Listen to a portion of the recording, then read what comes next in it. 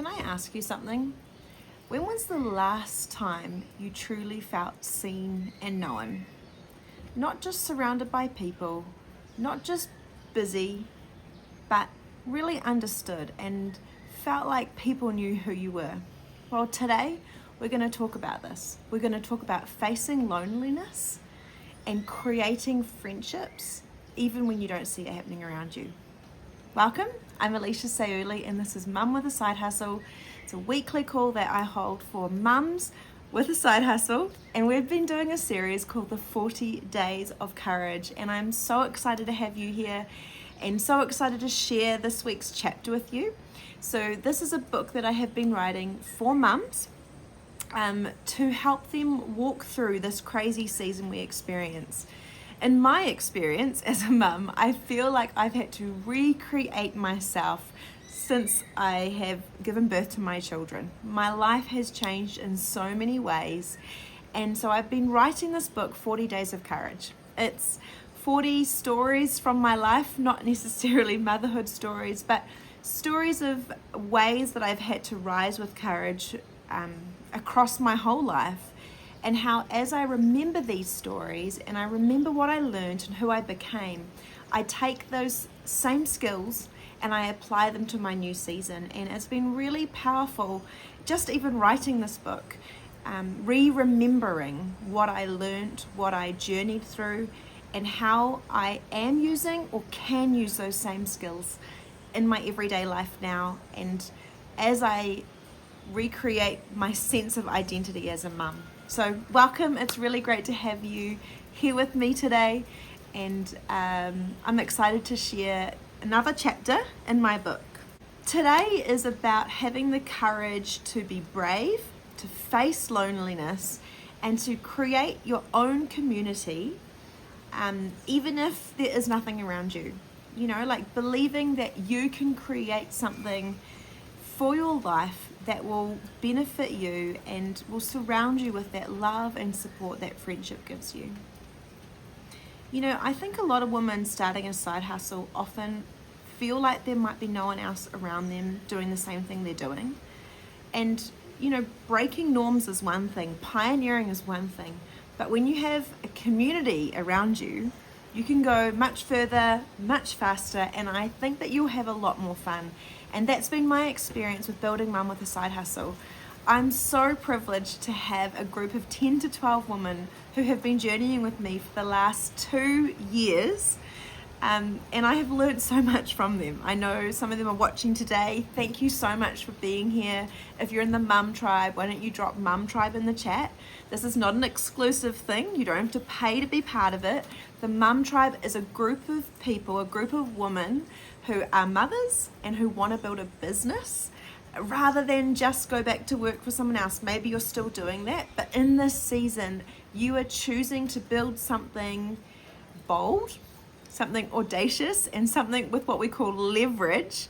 And I believe that one day we'll be surrounded by many, many women who we can look back together on these years with a lot of fondness and a lot of gratefulness that we chose to build something powerful, something unique, and something that had leverage so that we don't actually have to spend all our hours working. We can build something once and sell it many times over, and that is what Mum with a Side Hustle is about.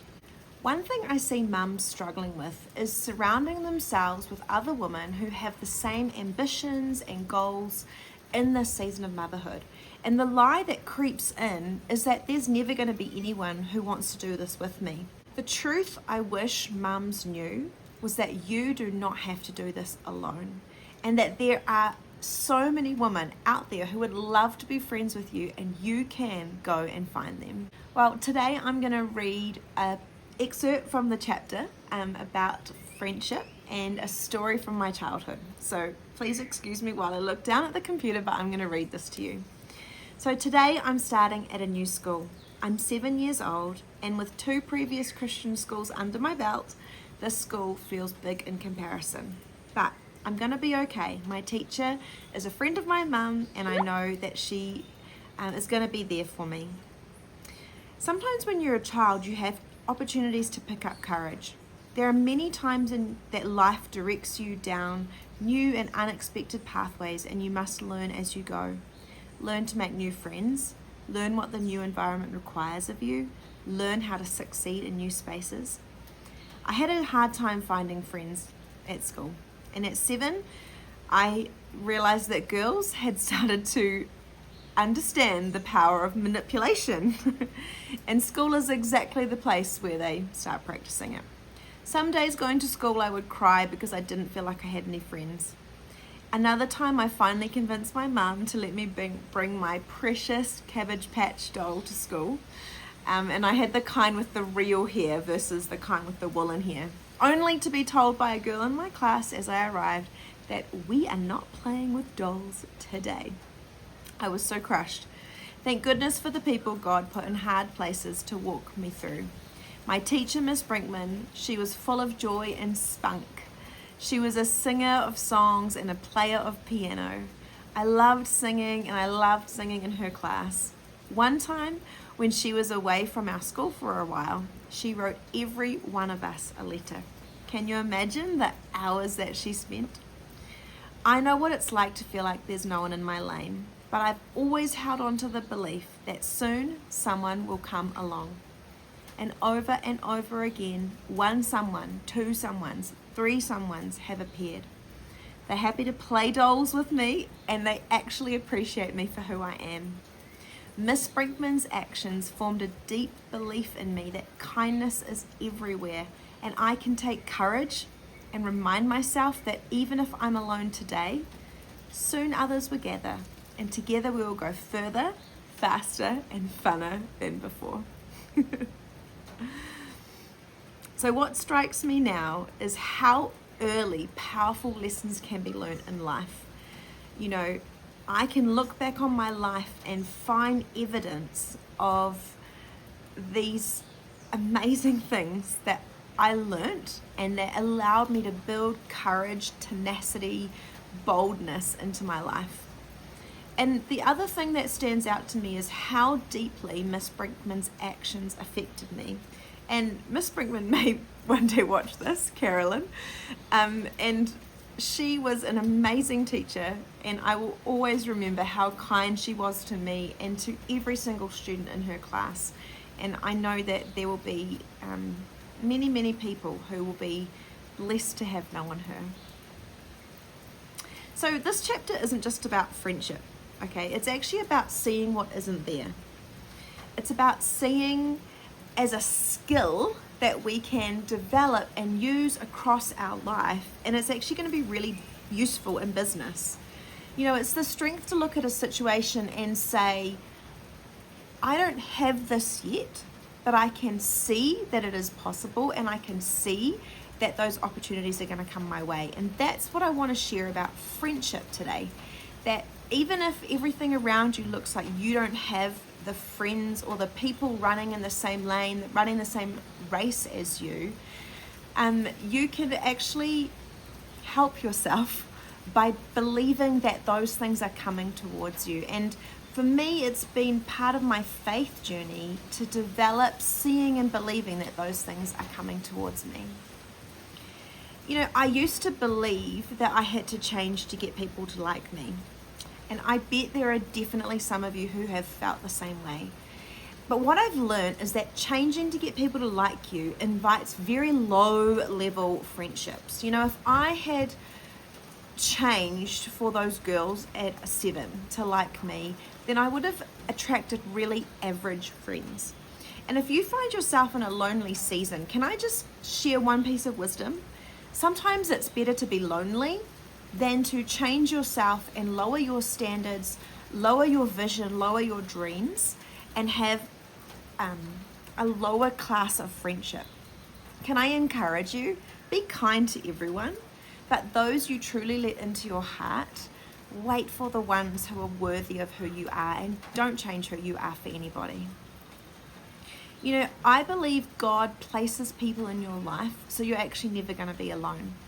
You know, that year I maybe did have a real hard time building friends, and I bet there was a lot that I had to learn. But God placed Miss Brinkman in my world to surround me with things that I loved. I get a little bit emotional thinking about it because singing has always been a really, really important thing to me. I used to sing myself to sleep. I used to be the loudest kid at Sunday school that probably wasn't even singing, it was just shouting. I've surrounded my life with music. I've learned instruments. I've sung in so many worship teams. I've always surrounded myself with music, and wasn't God amazing that even though he knew maybe I wouldn't connect with the girls in my class, he gave me a teacher who loved music. We would sing this one song called Temper Tantrum Tilly, and I'm sure she sang it to help us learn to control our emotions. But I loved it. I loved it so much. I can still sing you that song, but I will reserve that for private lessons if you would like. So yeah, God in his wisdom, he's not going to leave you alone in a situation. He's going to craft it so that exactly the right people and things that you need to carry you through are going to be there. And that's become a really strong belief in my life. The last idea I wanted to really impress on you today is how highly I personally value friendships and how that has paid off in my life. I have so many incredible women who have been in my life, some of them for a very long time. Being 40, I have friends who have been there since I was 15. And those people mean a lot to me, and so they are worthy of my time investment. I've got friends who have been with me in seasons. It was just a season, we journeyed together, and then as the season ended, our lives changed and we moved on. But then I have friends who have journeyed with me through the seasons, and those friendships are really precious. And sometimes those friendships, they're not like I talk to them every day friend. Like, you know, now that we live overseas, some of those friends I might talk to every 1, 2, 3 months. But as soon as we get on the phone, it's like nothing has changed and we've got that same connection with one another. So what does this mean for motherhood and business? Well, for some of you, it means choosing not to return to work and build a business means that some of your friends don't get where you're at anymore. And that can be a little bit hard. You know, how are you going to show up in that situation? You know, I want to impress on you that you can be the one to build a circle of like-minded friends around you.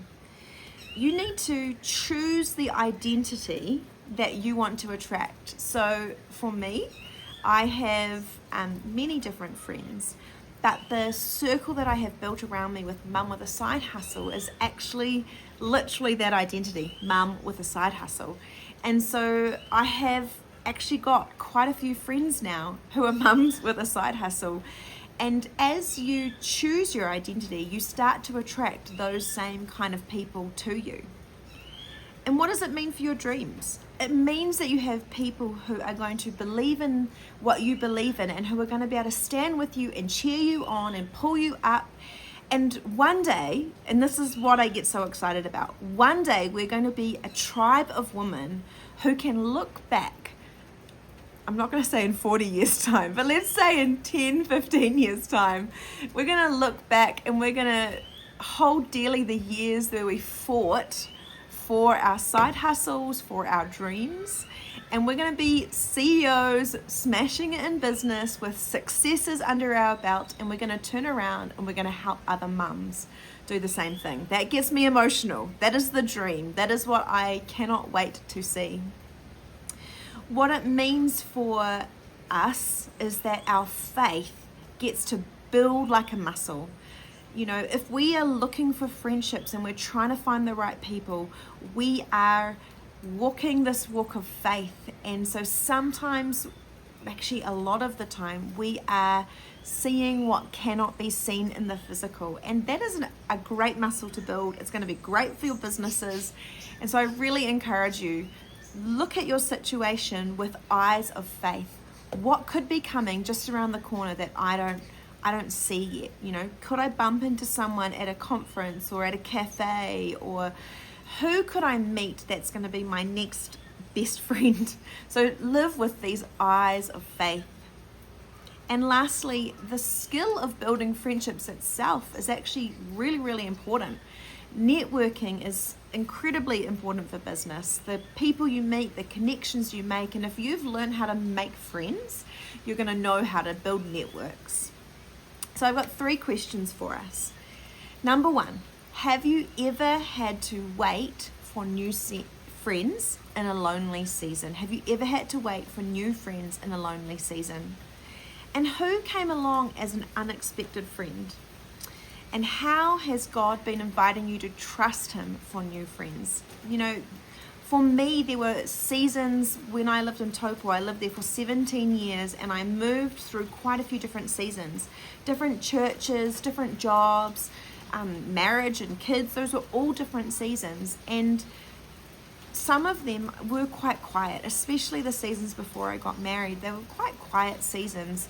And there were moments between seasons where I didn't have a group of friends or people to hang out with all the time. You know, single people might relate to this. You go to church, it's fun, it's full, it's busy, you go home and it's just you. And so God really invited me in those seasons just to enjoy myself. And that was such a beautiful skill and ability that I learned. And so that's why I ask you, you know, how is God inviting you to see this season? What is He inviting you to learn? And how is He inviting you to build new friendships? My courage challenge for you this week is to ask someone out for coffee or over to your house. I really want to encourage you to be the initiator. I see a lot of people get stuck because they wait or they feel like they give and give and give and people don't give back. And I understand that, but I really deeply believe in not counting. You know, keep inviting, keep talking, keep being the initiator. And, you know, there might come a point where you let a friendship roll away if they're really not that interested or they're not that aligned. Remember, we're going for these high level friendships, but I really encourage you to give a lot more than you get. It is probably my top tip for making best friends, is give more than you get. And if today's call has stirred something in you and you are ready to join a community of mums who are building side hustles, I would love to have you part of our mum tribe. I'd love to invite you to do the Master the Code Challenge with me. It's a 6-week course that I walk alongside mums as they dream, as they build systems into their life, and I just help them journey. And as you do that, you become part of the mum tribe. You can join our Zoom call. So this call goes live every week at the same time, and then afterwards we have a live Zoom call. So what you can do is there's a link in the comment section and in the description section of this video. You can click that link and you'll be able to pop me your email address and I'll give you all the details for both the mum tribe and the Master the Code Challenge. I want every mum to remember that being courageous in this season sometimes goes against the things that you can see around you, and it can even go against sometimes how you believe your life is. And I want you to be courageous. I want you to maybe trust me a little bit on this. I want you to try and imagine that your friends are coming. And one thing that really helped me was just in my quiet times with God, allowing Him to reassure me that these friendships were coming. So this week, you know, with the 40 Days of Courage, it's not published yet, but I wanted to bring you along with the writing process because I don't want to write this book alone. And, you know, I want to write this book alongside mums who are really living this story. So I want to hear, if you're willing, what part of today's chapter spoke to you most. Drop that in the comments. And if you are watching live with us today, why don't you jump on the Zoom call afterwards? I can't wait to see you. Thank you, everyone. Bye.